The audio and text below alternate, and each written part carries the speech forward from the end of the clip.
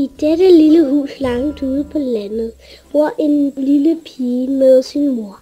Pigen hedder Rødhætte, fordi hun altid går med en rød hætte. Kære Rødhætte, du skal besøge bedstemor. Du har ikke set hende i lang tid. Du skal tage denne kurv med vin og kage med. Men husk, lad dig ikke lokke af den store stykke ud. Farvel, Rødhætte. La. Hvor der er ulven. Han ser ikke så farlig ud. Jeg vil gå over og snakke med ham. Hvad laver du her i skoven, Rødhætte? Jeg kan se, at du har en kur med. Skal du besøge din bedstemor? Ja, din dumme pelsklump. Bliv nu ikke for kæk. Pluk du hellere nogle blomster til din bedstemor. Så sparer jeg penge på at købe en buket.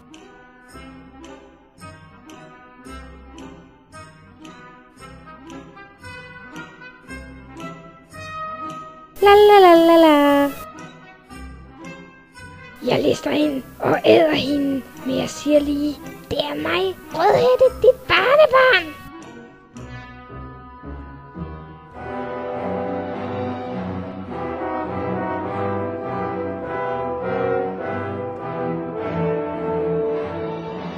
Hjælp, min ulv!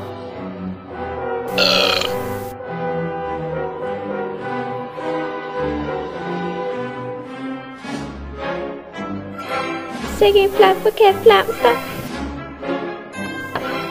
Jamen bedstemor, hvorfor har du sådan store ører? Det er så jeg bedre kan høre dig. Hvorfor har du sådan store øjne? Det er så jeg bedre kan se dig. Hvorfor har du sådan en stor mund? Det er så jeg bedre kan æde dig.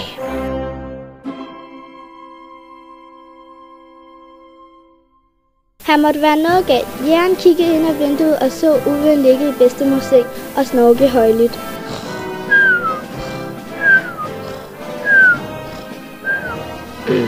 Det smagte godt.